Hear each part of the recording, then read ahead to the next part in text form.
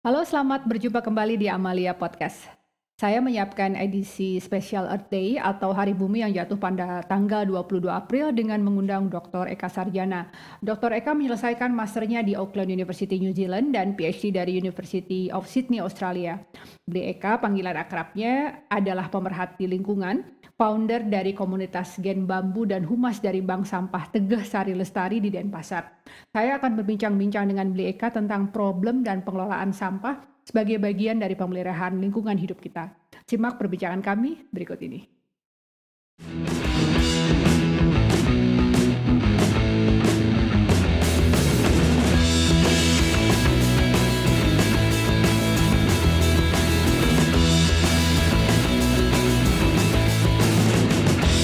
Silahkan. Selamat sore, Dr. Eka Sarjana. Apa kabar, Beli Eka? Baik, sore Mbak Lia. Selamat sore, sahabat baik, sehat, dan salam sehat juga. Mudah-mudahan sehat semua juga di sini ya. Alhamdulillah, kita semua sehat di sini. Kondisi juga Ya, berangsur normal, Beli ya. Sepertinya juga insya Allah di Indonesia dan di Bali juga sudah berangsur normal ya. Kita harapkan iya, setelah sudah hampir setahun lebih ya kita menjalani hari-hari atau masa-masa yang cukup sulit karena COVID ini. Mudah-mudahan saja apalagi dengan adanya vaksinasi juga membantu dari upaya ya bertahap normalisasi kondisi kita ya, Beli ya. Semoga itu menjadi harapan kita semua. Oke, sebelumnya iya, terima kasih banyak sudah bersedia hadir di podcast saya, Beli Eka. Saya memang ingin sekali menyiapkan eh, edisi spesial untuk Earth Day atau Hari Bumi yang jatuh pada tanggal 22 April ya, Beli ya. Dan iya, kebetulan sekali saya termasuk yang menyimak lah ya sepak terjang Beli Eka nih dalam hal lingkungan hidup khususnya di Bali dan juga tentunya concern untuk lingkungan hidup di tempat yang lain. Sepertinya sangat cocok banget kalau saya undang untuk podcast edisi Hari Bumi ini. Dan spesial sekali kita mau bicara tentang soal sampah dan polutan ya, Bli ya. Sesuatu yang tentunya terkait sekali dengan lingkungan hidup dan bagaimana kemudian kaitannya dengan kita, usaha-usaha kita menjaga kelestarian alam di bumi ini.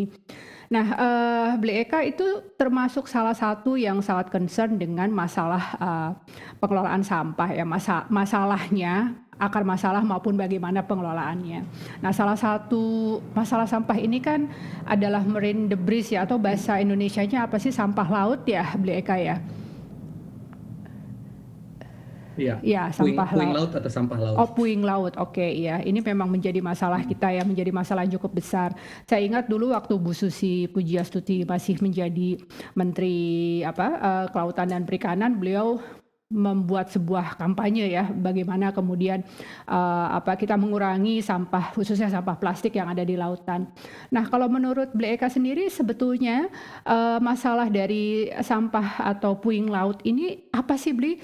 Apakah karena kan peraturannya sebetulnya sudah ada ya yang mengatur ya tentang masalah sampah laut ini. Apakah ada celah hukum gitu ya di dalam peraturannya tersebut, atau jadi hukumnya sudah ada tapi kemudian penegakannya kurang, atau lebih pada tataran societal gitu ya, sosial, di mana kesadaran masyarakat memang sangat rendah tentang hal ini, Bli? iya, terima kasih Mbak Mhm. Lia.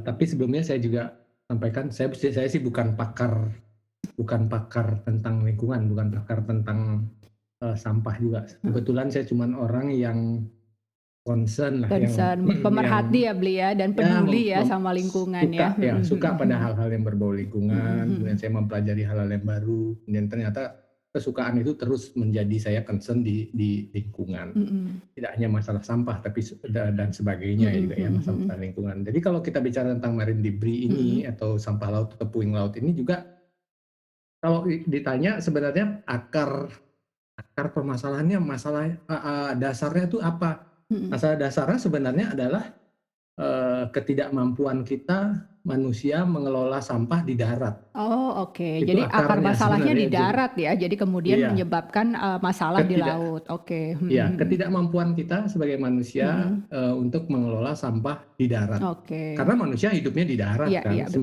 betul, betul. 90% lebih waktu kita hidup di darat. Mhm, mhm. Hanya beberapa kegiatan saja yang kita lakukan di laut, dan itu pun tidak memakan waktu yang panjang kan, Betul, begitu, betul. paling Iya. berwisata dan Mhm, sebagainya. mhm. Dan sampah itu pun dibuangnya tidak banyak yang 90% itu berasal dari darat gitu. Nggak Hmm. banyak orang sengaja ke laut buang sampah tuh nggak Oke, ada gitu ya, oke, hampir oke. hampir nggak ada begitu ya.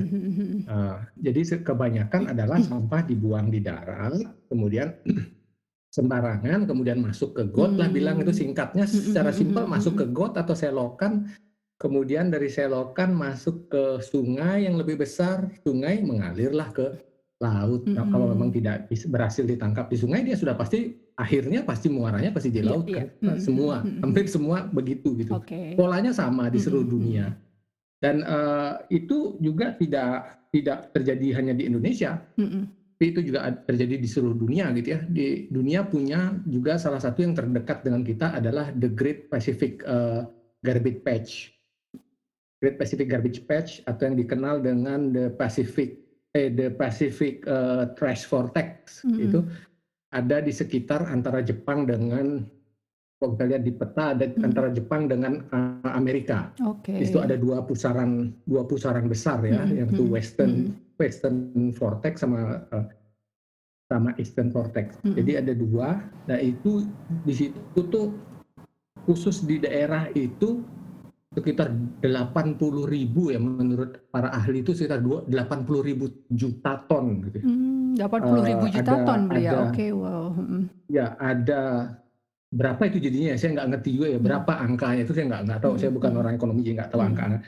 Ada 80.000 juta ton itu sampai ada di sana sejak beberapa puluh tahun yang lalu, dan itu sudah terjadi, dan 10-20%-nya itu juga ada terjadi yang disumbangkan oleh ketika terjadi tsunami ya di Jepang tahun 2011. Oke. Itu 10-20%-nya itu sampah dari tsunami I itu juga see, terbawa karena kemudian hanyut ya. berputar di situ karena memang Oke. dia arusnya itu berputar circle di situ, ada dua pusaran yang besar di sana. Nah itu kalau kita bicara keseluruhan sampahnya, karena yang sebagian yang hanya terlihat di permukaan itu mungkin tidak sampai jumlahnya segitu, sebesar itu menurut saya, tapi ternyata ada yang di dasar laut yang terendapkan di dasar laut, banyak sekali yang terendapkan di dasar laut, mungkin jumlahnya hampir sama dengan yang ada di permukaan. Bahkan sampai ada yang ditemukan, kalau bicara tentang sampah laut, ada yang ditemukan sampai di titik terdalam dari bumi, yaitu di Palung Mariana. Kita tahu Palung Mariana itu dalamnya sekitar 11.000 meter dari permukaan laut, berarti 11.000 itu berarti 11 kilo ya. 11.000 meter itu berarti 11 kilometer dari permukaan laut itu ke dalam, ke bawah itu ada Palung Mariana, namanya tempat terdalam yang disinyalir sebagai tempat terdalam di dunia. Itu sampai di situ sudah ditemukan sampah plastik ada di situ.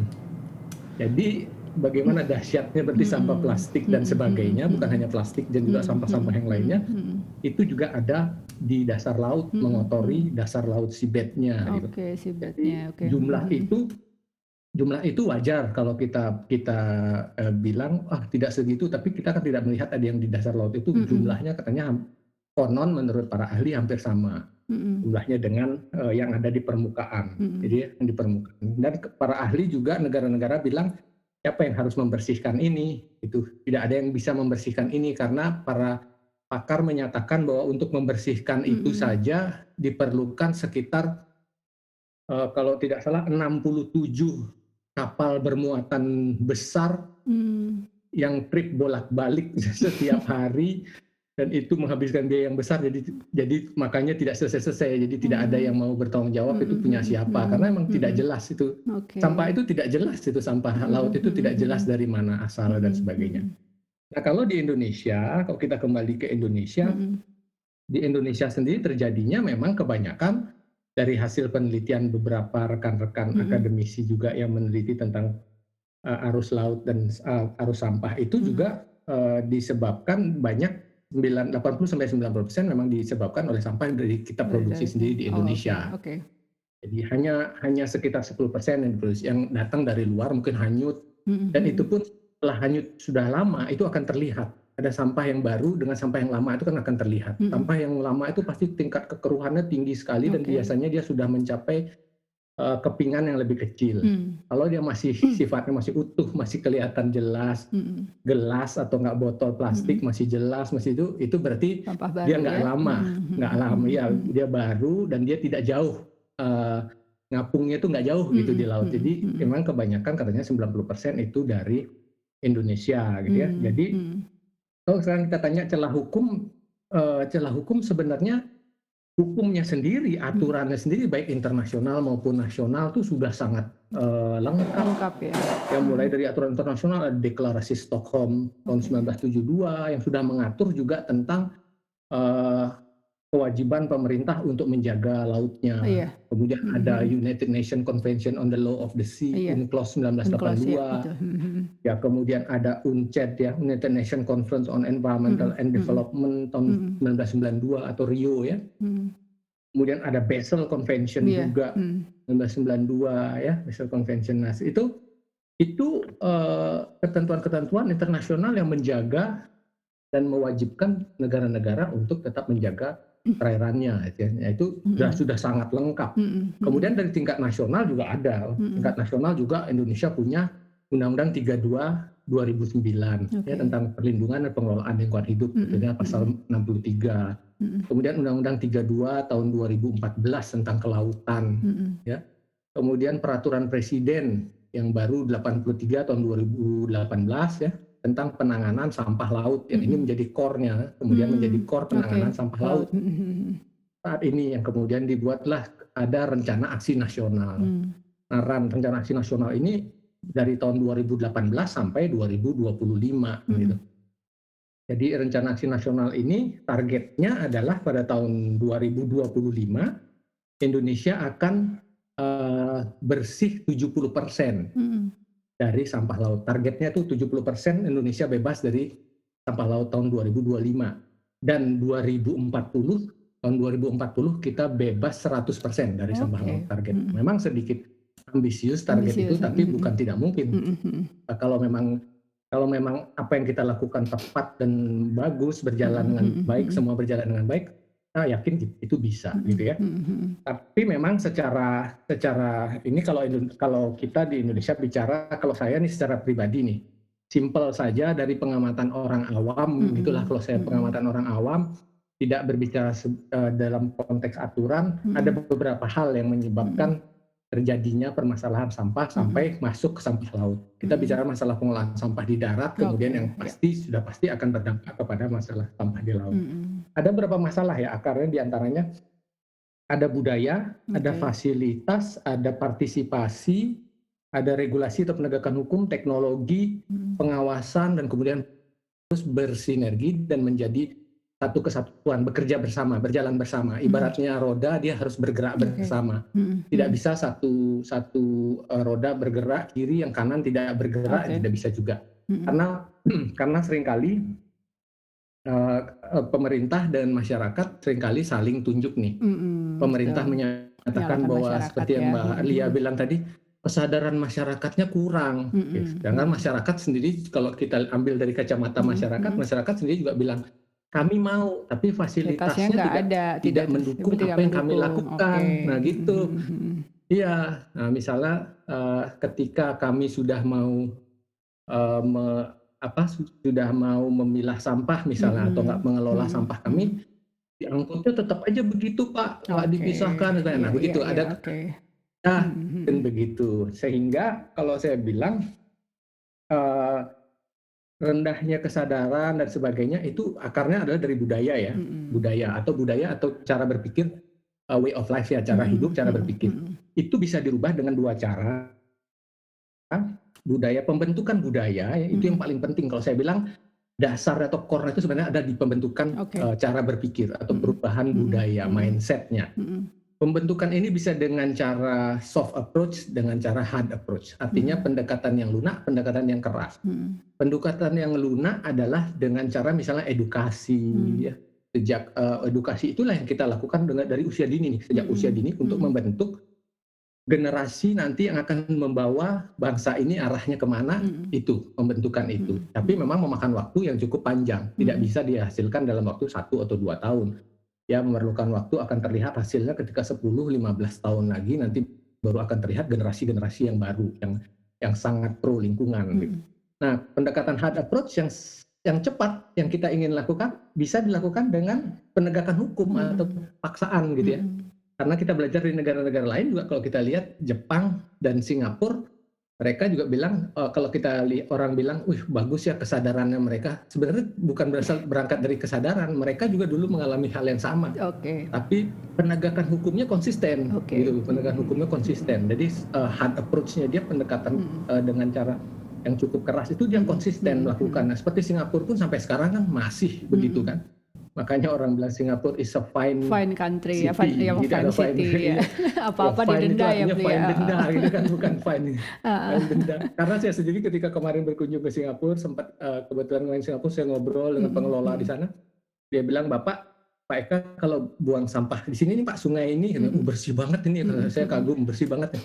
Ini kalau Bapak Eka buang satu botol ini, saya pegang botol minuman, buang botol ini saja, Bapak langsung dipegang, kemudian kena denda, kalau nggak salah dibilang $2.000. $2.000, iya, berarti 20 juta. Saya cuma buang satu botol 20 juta. Bayangkan itu kenapa sungai itu jadi bersih banget gitu, karena memang denda dia itu jangankan begitu ya, meludah sembarangan aja udah. Nah, dari itu kemudian ada aspek-aspek lain kemudian yang harus sambil melakukan perubahan budaya, pembentukan budaya ini, aspek lain seharusnya tidak diam gitu ya. Simultan ya, simultan harus ada. Di antaranya adalah misalnya pemerintah menyediakan fasilitas-fasilitas, sistemnya pengangkutan yang terpisah, misalnya pengangkutan yang dipisah, tempat sampah. Kalau Sydney sudah sangat bagus ya, ininya kok saya tahu juga Sydney sangat bagus ketika sampah organik diangkut, yang warna hijau diangkutnya hari ini, kemudian warna merah dan kuning diangkutnya hari lain, itu sudah sangat terpisah, jadi sudah bagus. Nah, kemudian dari situ akan muncul regulasi atau aturan-aturan bahwa setiap masyarakat harus memilah, misalnya begitu. Jadi di Bali sendiri, saya sebagai contoh, di Bali sendiri sudah ada tuh dari Perda Bali sampai Pergub, ada Perwali Denpasar, peraturan bupati, SE Wali Kota, yang terbaru ada SE Wali Kota Denpasar baru kemarin Desember 2020. Untuk setiap desa atau setiap kelurahan bisa mewajibkan warganya untuk memilah sampah organik dan non-organik. Nah, sekarang bagaimana? Sekarang tinggal aplikasinya ya, tinggal bagaimana kemudian aturan-aturan itu dijabarkan gitu di tingkat, diimplementasikan di tingkat yang terkecil, di tingkat desa, di tingkat kalau di Bali ada istilahnya lebih kecil dari desa lagi, Banjar, di tingkat Banjar, itu bagaimana diaplikasikan. Kalau itu tidak bisa diaplikasikan, ya berarti tidak akan bisa berjalan dengan baik, tetap tidak akan berjalan dengan baik. Regulasi itu, jadi diperlukan regulasi. Setelah regulasi, dia akan menimbulkan partisipasi. Regulasi dibuat, otomatis kan ada partisipasi masyarakat nih. Regulasi, fasilitas sudah ada, pasti partisipasi akan mengikuti gitu.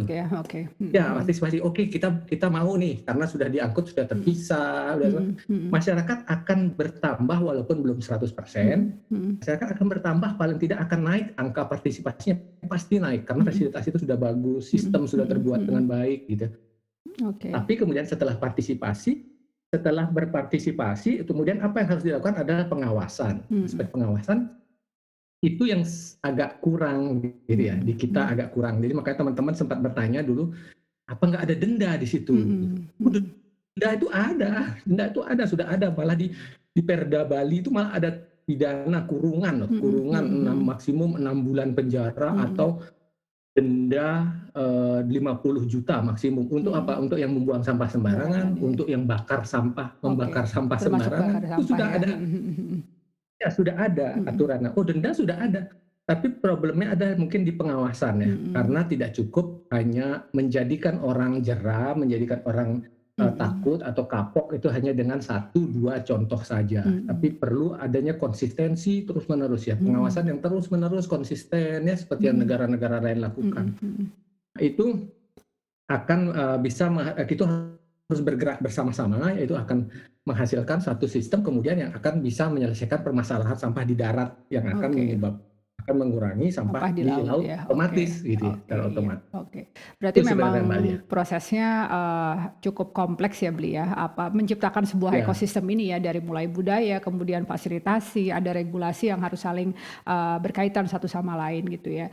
Ya saya ya. ingat ya, Kita tinggal kita heeh. sekarang memainkan perannya di mana Nah, gitu oke, kan. betul betul, Nggak harus heeh. kita melakukan Lakukan semuanya, semuanya, oke, tapi iya kita iya. bisa ngambil bagian di Oke mana oke. gitu ya Ini di mungkin bagian itu. yang menjadikan motivasi Beli Eka juga untuk aktif di salah satunya di bank sampah ini ya, Beli Eka ya?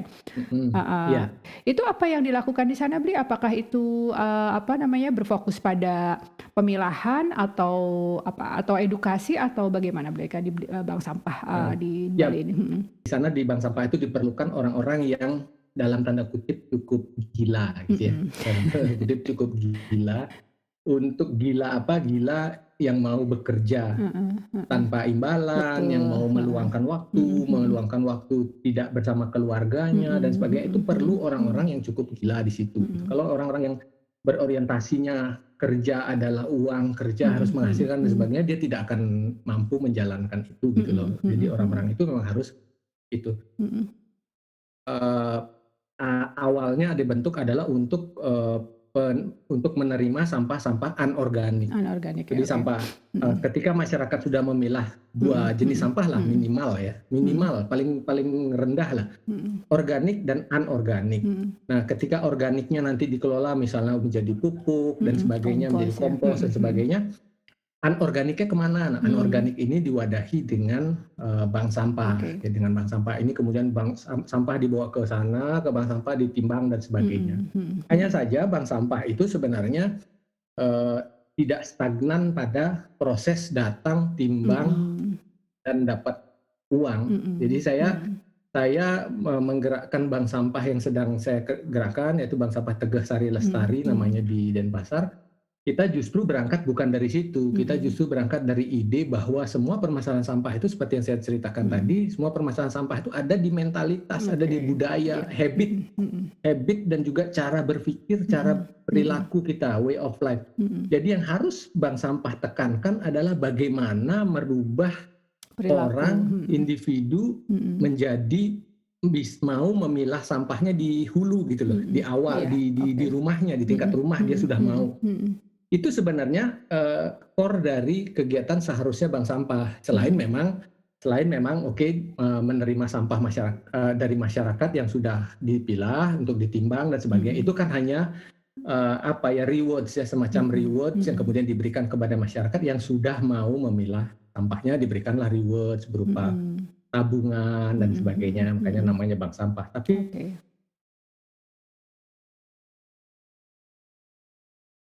kami mengambil perannya di edukasi, Edukasi, membentuk betul. Mhm generasinya, gitu, mhm membentuk generasi. mhm. Karena tidak mudah merubah, cara berpikir atau merubah secara instan orang yang sudah dewasa, itu, Mhm agak, resistensinya agak lebih tinggi gitu mhm ya, mhm resistensinya. Karena, mhm jadi kita mengambil peran lebih kepada edukasi dari tingkat yang terendah, mhm anak-anak mhm dan mhm sebagainya, dan itu kita pilar. Jadi bank sampah itu mempunyai 4 pilar, bank sampah mhm kami yaitu bank sampah pilar 3R ya, reduce, reuse, recycle mhm yang melakukan seperti tadi kegiatan menimbang, mhm memilah dan mhm. sebagainya. Kemudian pilar edukasi, pilar ekonomi dan pilar sosial Oke. budaya. Mhm mhm. Jadi semua kami lakukan secara simultan, secara bersama-sama kegiatannya. Itu yang kita lakukan di, bank sampah gitu ya. Oke. Dan kebetulan bank sampah kami Eee, yang baru berdiri tahun 2019 ya, yang baru berdiri tahun 2019, jadi baru umur 2 tahun, Mhm dan kami tahun 2019 akhir juga sudah dinobatkan sebagai bank sampah terbaik di Denpasar. mhm mhm. Wah, Kemudian bank sampah terbaik juga terbaik kedua ya, terbaik kedua di tingkat nasional wah luar yang diadakan oleh biasa. Oke, Astra iya.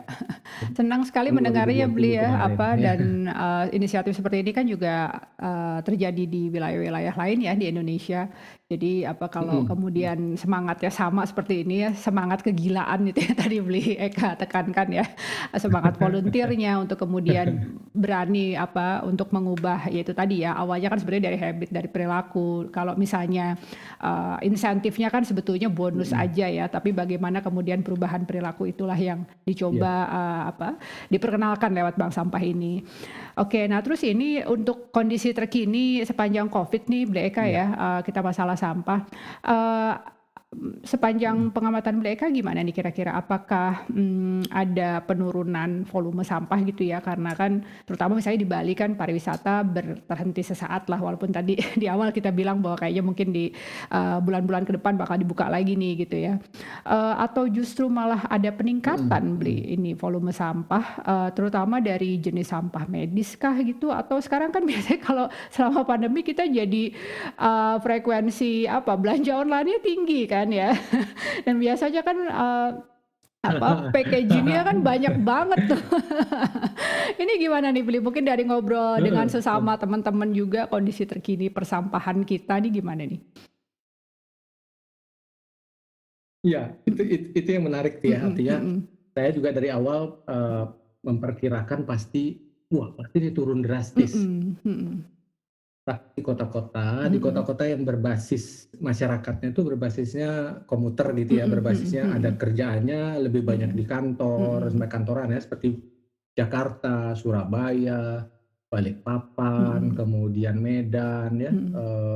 kemudian kota-kota lain lah yang basisnya memang, berdasarkan datanya, surveinya ada penurunan yang Mhm. lumayan ya, yang cukup artinya sampah yang dibuang, cukup lumayan Mhm. penurunannya karena memang penurunan itu berasal dari tidak adanya kegiatan perkantoran, Mhm. Mhm. sekolah yang store ya gitu ya, Mhm. pertokoan dan Mhm. Mhm. sebagainya yang berkurang. Tapi yang mengejutkan lagi adalah bahwa, sampah plastik itu ternyata meningkat gitu. Mhm. Sampah Mhm. plastik itu rupanya kemasan ya, Mhm. kemasan makanan yang Iya sih, rupanya heeh. walaupun kerja di rumah kemudian kita ternyata banyak Banyak membeli banyak GoFood nggak membeli boleh sebut merek, online iya. gitu.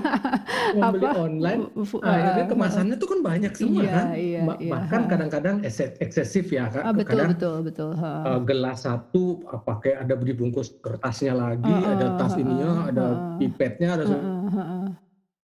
lebih banyak jadinya. Heeh Jadi heeh. ditambah bener tadi surveinya ternyata kemasan-kemasan belanja online itu Heeh. tinggi Tinggi gitu. ya, Ternyata ada heeh.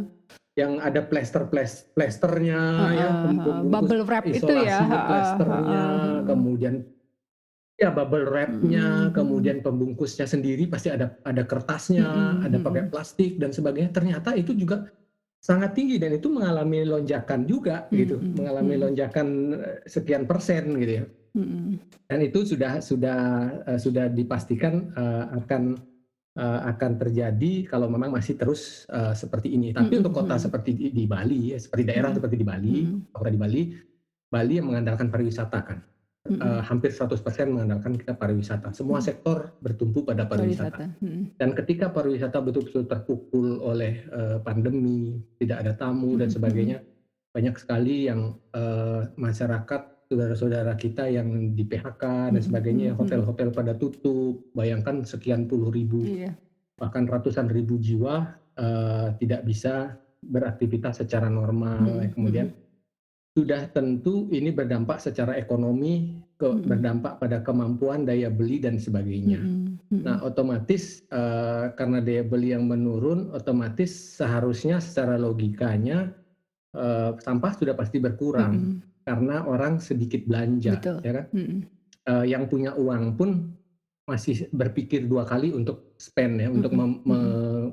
membelanjakan uangnya, karena kita belum tahu sampai kapan, Mhm. pandemi akan Betul. berakhir, apakah kita akan masih bisa bertahan dan sebagainya. Sehingga mereka, berpikiran untuk save ya, untuk menyimpan dulu. Mhm Sehingga mhm. secara logika ya pastinya hasilnya ternyata memang di Bali agak berkurang ya, walaupun Mhm. tidak terlalu signifikan Signifikan, ya, oke. tidak terlalu Mhm signifikan, mhm. tapi pasti ada pengurangan Mhm karena memang mhm. itu tadi, tidak ada sekolah, Mhm mhm. tidak perkantoran juga menggunakan sistem, piket dan sebagainya, ya Mhm kemudian mhm. pariwisata hotel, bayangkan sekian ribu Betul hotel betul. yang Mhm mhm. biasanya menghasilkan sekian puluh ton, sekian Sampah. ratus ton setiap harinya, Mhm mhm. tutup gitu, hilang gitu Mhm kan. mhm. Secara logika sudah pasti sekian ratus ton itu hilang setiap Mhm harinya, mhm mhm mhm. dan itu Oke. memang memang terjadi gitu. Oke, jadi ada penurunan tapi juga ada, kenaikan di jenis Ada, sampah dan lain ya APD, berarti? Oh betul yang ya menarik APD APD. APD, masker, APD, kemudian sarung masker, tangan ya, heeh. iya. Nah, Mhm itu mhm. justru menimbulkan permasalahan baru, Betul yang betul. tadinya sebelum pandemi tidak ada, tidak banyak Mhm. ditemukan, sekarang naik sampai 30 Mhm. sampai 70%, bahkan Mhm di mhm. Jakarta aja sudah Mhm. sampai 50% ya, banyak Mhm ya mhm. peningkatannya yang Mhm masuk ke, mhm. termasuk sampai masuk ke sungai dan juga sampai masuk ke perairan, banyak Mhm mhm. sampah-sampah medis yang itu Mhm. justru lebih berbahaya Betul daripada betul. itu, karena mengandung penyakit juga Betul ya, betul, itu iya iya, infeksius juga. iya iya. Itu yang menarik ya Mhm trennya. mhm. Oke, terima kasih Bli, penjelasannya. Nah ini kita udah, bicara di level yang mikro lah gitu ya, gimana masyarakat kemudian sehari-hari, untuk pengelolaan sampah termasuk apa yang sudah dilakukan oleh Bli Eka selama ini. Nah ini pengen yang agak agak makro, agak luas sedikit nih Bli Eka ya. Bli Eka kan pernah Mhm, menjadi lawyer atau membantu upaya pendampingan, masyarakat di Nusa Tenggara Timur ya Bli ya. Waktu itu ada mhm, kasus pencemaran minyak ya, oleh salah satu perusahaan Australia. Kemudian dan waktu itu, hasilnya petani dari Nusa Tenggara Timur itu menang ya kasusnya Bleka ya, melawan dalam kasus ini ya, dalam kasus polutan ini. Kemudian, kita juga kayaknya mungkin tahun lalu ya kalau saya tidak salah, itu ada siswi SMP di Indonesia tuh ngirim surat ke Scott Morrison, mhm. Nina mengutarakan Azahra ya? iya iya, heeh, Nina mengutarakan Nina, kekecewaannya gitu kan, tentang impor, eee, limbah plastik ya, sampah plastik yang terjadi di daerahnya gitu kan. mhm, Terus, kita juga seringlah mendengar bagaimana keluhan negara-negara yang masih, sebetulnya masih struggling dengan permasalahan sampah domestik mereka, tapi harus nerima limpahan sampah dari negara maju nih Beli ya, seperti itu. Nah ini mhm, saya jadi berpikir, sebetulnya masalah sampah yang kelihatannya kita pikir ya itu masalah masalah di belakang kita lah kan, kita masalah yang kita taruh di tong sampah gitu misalnya.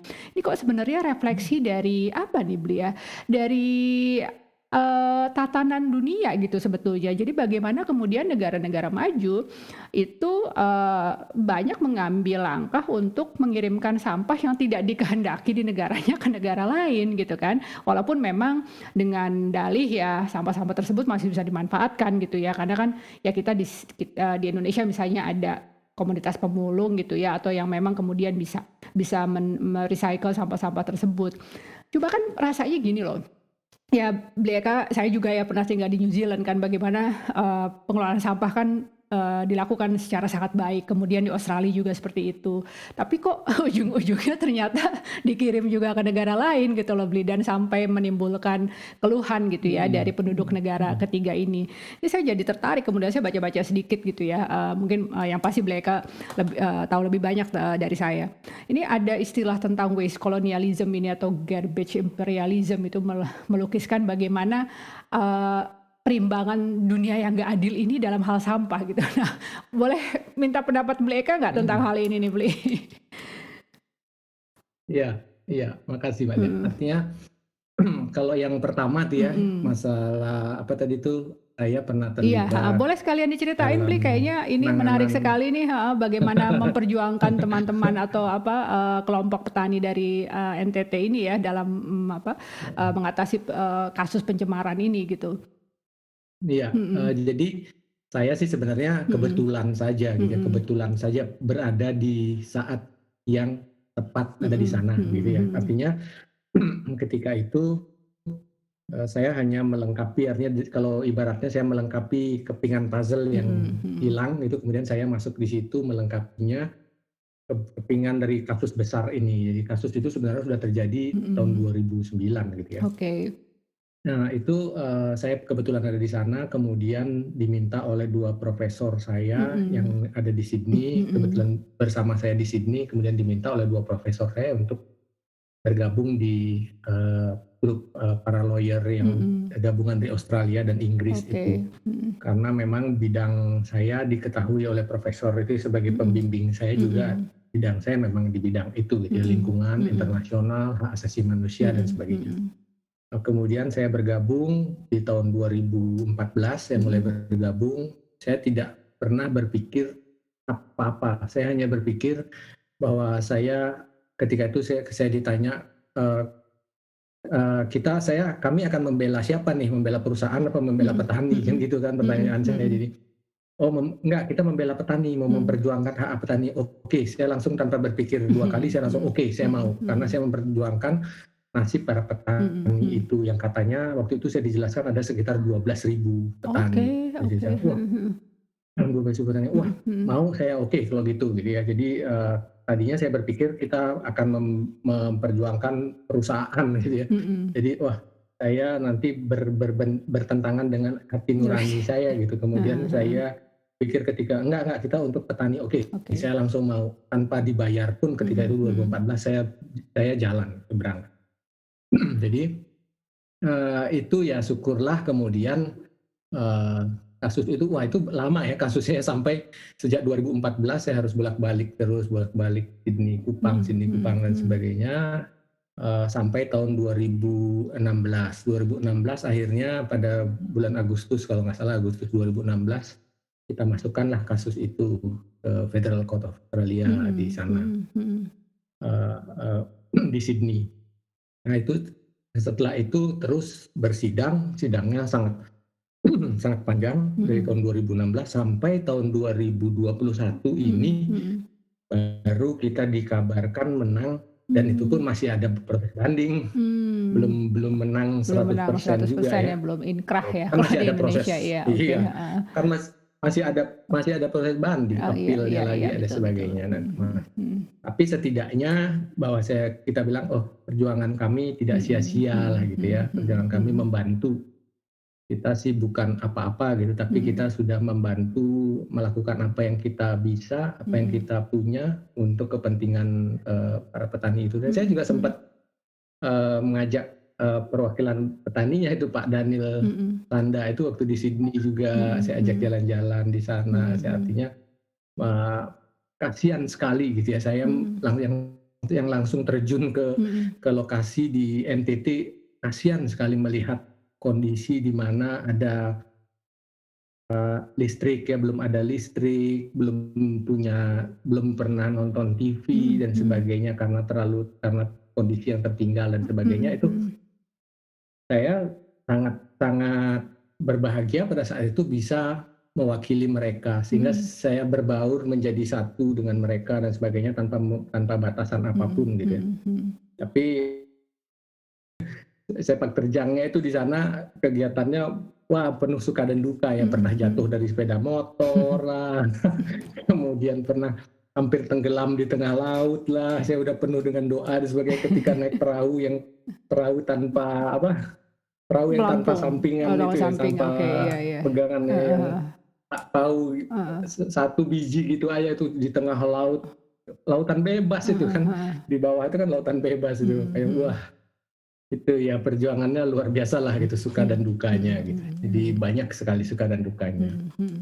Iya syukurlah hasilnya, mudah-mudahan kita doakan ke depan juga untuk kepentingan, para petani, saudara-saudara Mhm. kita di NTT juga, mudah-mudahan ini bisa menghasilkan sesuatu yang baik, Mhm. yang sangat positif buat mereka. Oke, mereka itu Nah petani sekarang, rumput laut kalau ya? berbicara Heeh. masalah, Mhm.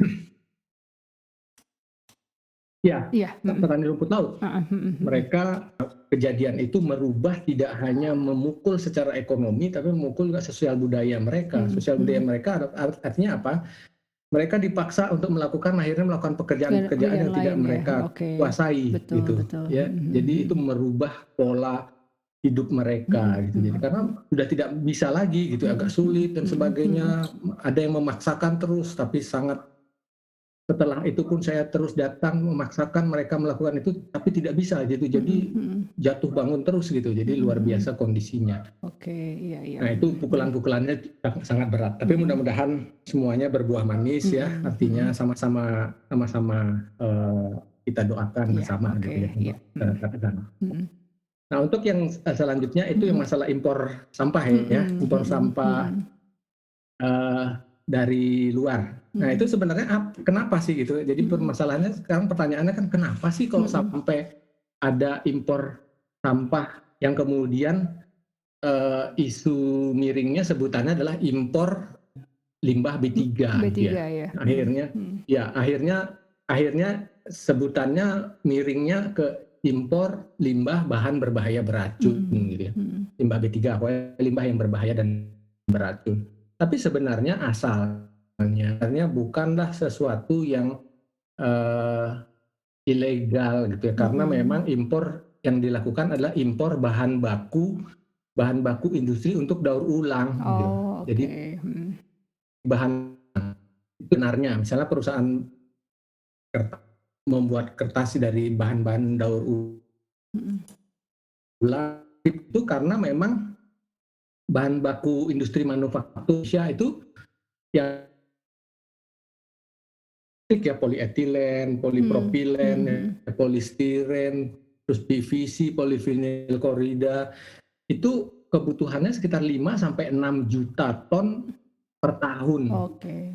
Ya 5 sampai juta ton per tahun Mhm. kebutuhannya industri manufaktur. Sedangkan produksi dalam negeri petrokimia itu menghasilkan sekitar 2 sampai 3 juta ton. Sehingga ada kekurangan sekitar 4 juta ton per Mhm tahun gitu. mhm mhm. Kekurangan itulah kemudian ditutupi dengan impor bahan bahan baku daur ulang. Sebenarnya Oke. itu I yang see, oke. terjadi Mhm mhm sebenarnya mhm gitu ya. mhm. Nah, kemudian dia menjadi salah, kemudian dia menjadi problem. Kenapa dia menjadi problem? Karena ketika impor yang benar itu, impor yang bahan baku industri itu ditunggangi oleh Mmm, penumpang-penumpang gelap lain ya? gitu. Penumpangnya adalah ada bercampurnya Heeh. bercampurnya kemudian sampah yang tidak bisa didaur I ulang justru. see, oke. Jadi Mhm. yang dibeli itu sebenarnya sampah yang bisa untuk jadi bahan baku daur ulang, yang bisa Mhm. didaur ulang, tercampur dengan dan jumlahnya tidak sedikit kalau Mhm tercampur hanya mhm 5 sampai mhm. 10%. Heeh Itu Mbak Lia, heeh, oke. jadi kecampurnya kalau sampai 45% dan ditambah lagi bercampurnya bukan hanya persentasenya, tapi bercampur juga dengan limbah itu tadi. Ternyata ditemukan limbah-limbah berbahaya beracun, Oke logam berat dan oke. sebagainya yang Mhm berbahaya buat mhm. kesehatan manusia. Mhm. Dan kasus itu sudah terjadi pada sejak tahun 2019 sudah ditemukan ya Mhm. data-data itu di mana ribuan kontainer ya seperti Mhm. di Tanjung Priok sudah ada Mhm 1.000 mhm lebih mhm. kontainer yang diamankan, kemudian di Mhm. Tangerang, di Batam sebagainya. Dan sepanjang tahun 2019 saja, 2019-2020 itu sudah 330 lebih ya, 300-an Mhm lebih yang sudah mhm. dikembalikan, I dikirim see. kembali ke negara Oke pekepornya gitu. Nah, itu oke. kemudian kenapa sampai terjadi impor itu ada sinyalemen, ada informasi yang menyatakan bahwa itu tapi tidak terlalu jelas berapa jumlah ekonominya. Ada yang menyatakan bahwa kalau beli di lokal itu kan kita harus bayar, perusahaan harus bayar beli bahan bakunya. Sedangkan Mhm. kalau kita beli bahan baku itu Beli beli sendiri itu mengeluarkan biaya, tapi kalau dari impor itu tidak mengeluarkan biaya seperti itu ya, pertimbangan ekonomisnya seperti itu ya, beli Eka ya? iya Mhm iya mhm, oke iya oke. iya, dan itu pun menjadi pertimbangan juga untuk Heeh kemudian kenapa ada sebutan waste colonialism dan heeh. garbage imperialism gitu ya. Heeh heeh. Itu sebenarnya bukan istilah yang baru, tapi Oke. istilahnya itu sudah terjadi tahun 70-an sampai Oke. tahun 80-an Heeh ya. heeh heeh. Eee di mana hegemoni Mhm. negara-negara dengan ekonomi yang kuat Kuat, itu mhm. secara tidak langsung, secara tidak resmi sudah pasti menimbulkan juga power Mhm mhm. dalam hal lain gitu ya, dalam hal Mhm. lingkungan, dalam hal sumber daya alam, Mhm di mhm mana yang mhm. kuat pasti akan menguasai yang lemah gitu ya, Betul seperti betul, hukum iya. hukum rimba lah Mhm gitu ya. mhm Hegemoni mhm. itu kemudian berpuncak itu sekitar tahun 89 ketika Mhm. UNEP itu melakukan pertemuan ya, di mana negara-negara Afrika itu Mhm. terus protes gitu ya, kenapa negara-negara Afrika ini menjadi tempat pembuangan bagi oke. negara-negara Amerika, khususnya Amerika Utara, Eropa yang menjadi pembuangan sampah gitu ya. Nah dari situ kemudian lahirlah konvensi Basel itu. Tahun 92 Nah, itu konvensi ya? Basel ini ya tahun 92 itu merupakan jawaban gitu ya, temuan yang di mana negara-negara Afrika dan Eropa Timur itu banyak menjadi buangan gitu ya, Oke. sampah bagi negara-negara dengan tingkat ekonomi yang tinggi. Basel Convention ini 92 itu kemudian juga menjadi pukulan kuat juga bagi ekspor sampah, negara-negara yang mengekspor sampahnya keluar, negara-negara industri, negara-negara maju.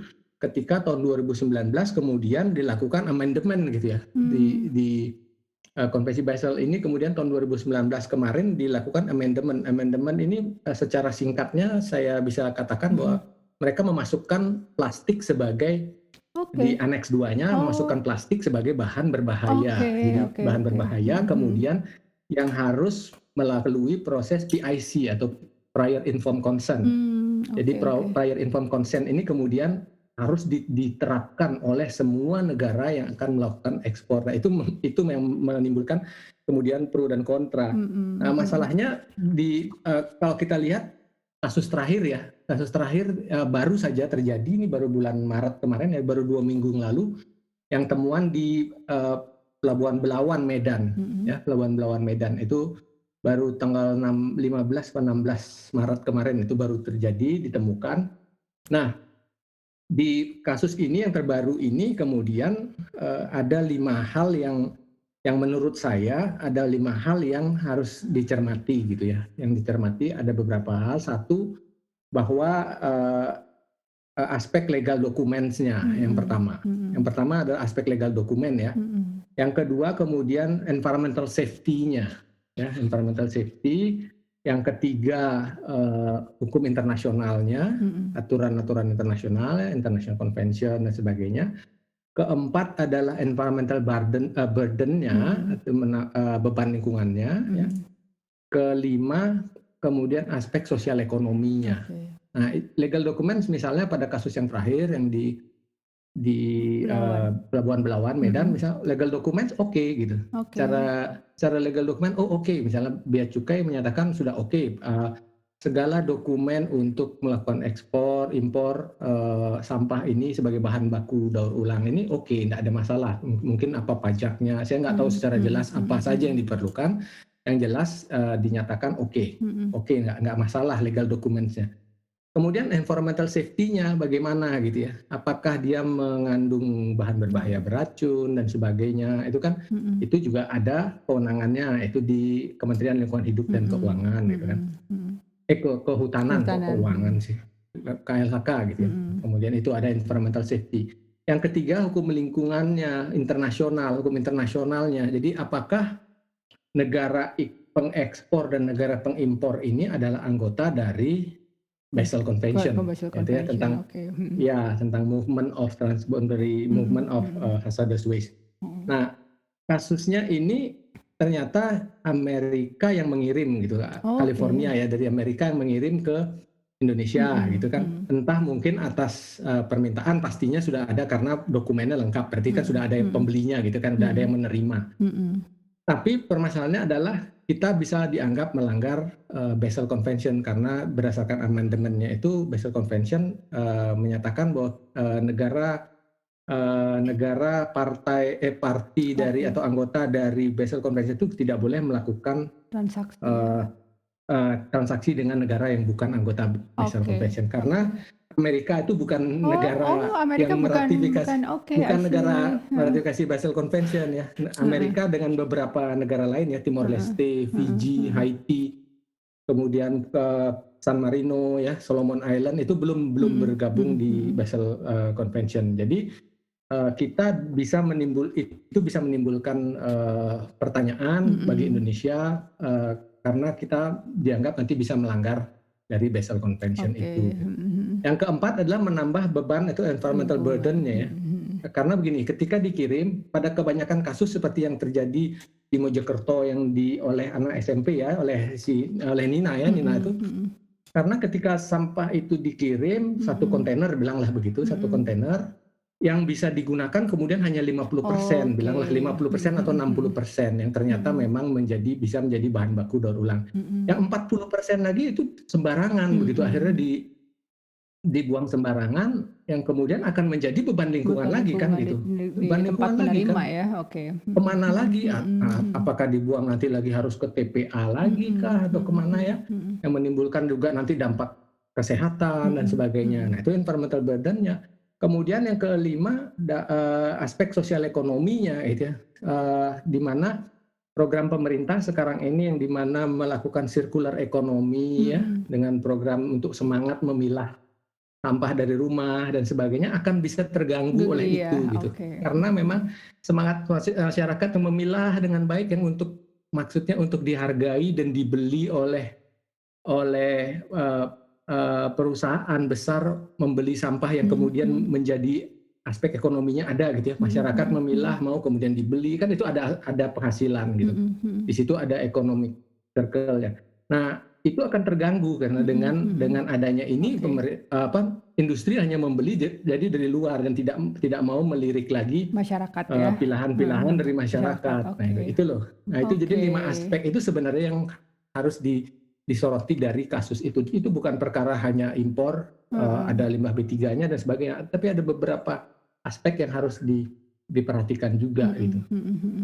Oke, terima kasih banyak informasi dan ilmunya, Bli. Saya belajar banyak banget ya. Jadi memang ya itu tadi sudah ada pengaturan di level internasional sebetulnya, konvensinya sudah ada ya, Bli ya. Tapi itu tadi dibutuhkan banyak hal lain gitu kan yang harus diperhatikan selain dari ada juga tentang masalah legal documentnya, dan tadi yang menarik sebetulnya environmental burden itu tadi ya, karena dari 100% isi kontainer tersebut kadang cuma 50%. Jadi tujuan awalnya sebetulnya mungkin tidak masalah gitu ya, karena memang memberikan itu tadi kan bahan baku yang diperlukan untuk proses daur ulang, tapi 50%-nya lagi itu yang tidak termanfaatkan dan menjadi beban bagi masyarakat sekitar itu.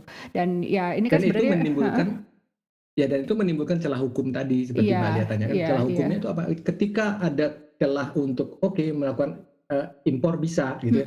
Nah, negara-negara maju kemudian memilih daripada memusnahkannya sendiri yang biayanya besar, mereka memilih untuk mengirimnya ke negara-negara yang mau dan dicampur gitu, dicampur dengan sampah-sampah akhirnya begitu. Jadi itu celah hukumnya juga gitu.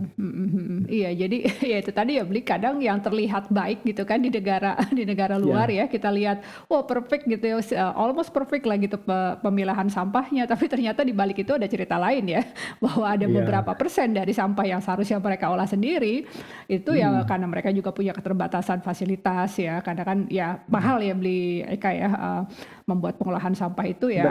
Sebenarnya mereka mampu. Mereka mampu mengolah itu misalnya 100% pun mereka mampu, hanya saja ketika mereka melihat ada celah, ada keuntungan ekonomi nih gitu, ada ekonomi nih lumayan nih gitu. Jadi mereka memilih yang menguntungkan. Kirim aja ya ke negara lain gitu. Oke, terima kasih bahwa ini membuka mata saya gitu dan pendengar podcast saya juga ya, bahwa ya masalah sampah bukan cuma apa yang terjadi di rumah kita saja atau di lingkungan kita saja, tapi ini adalah masalah lingkungan global ya, Beli ya, secara keseluruhan gitu. Kita melihatnya bisa dari sisi mikro dan juga makronya. Oke, terima kasih banyak Beli Eka, Dr. Eka Sarjana atas waktunya di sore hari ini. Kita berbincang-bincang banyak sekali tentang masalah sampah dan lingkungan hidup secara keseluruhan karena ini saling terkait ya.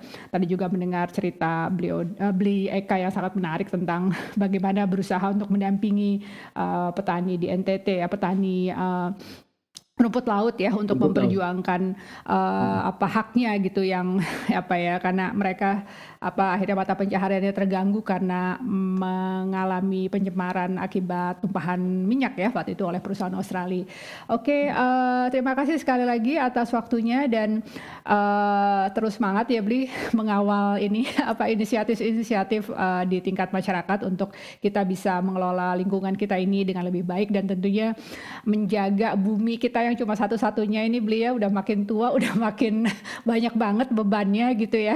Semoga kita bisa makin sayang dengan bumi kita ini dan lebih banyak lagi inisiatif-inisiatif dari masyarakat untuk kita bisa menjaga lingkungan hidup kita ini dengan lebih baik. Salam untuk keluarga di rumah, Bli, dan juga untuk teman-teman di komunitas serta teman-teman kolega di Iya, kantor. Ya, salam sehat dan tetap semangat. Terima kasih, Bli iya. Eka. Selamat sore. Demikian perbincangan saya dengan Dr. Eka Sarjana tentang masalah sampah dan upaya pengelolaannya agar bumi kita tetap lestari dan terjaga. Terima kasih telah bergabung bersama Amalia Podcast dan simak channel ini untuk mendapatkan konten menarik dan berkualitas lainnya. Selamat Hari Bumi 2021, salam sehat dan tetap semangat.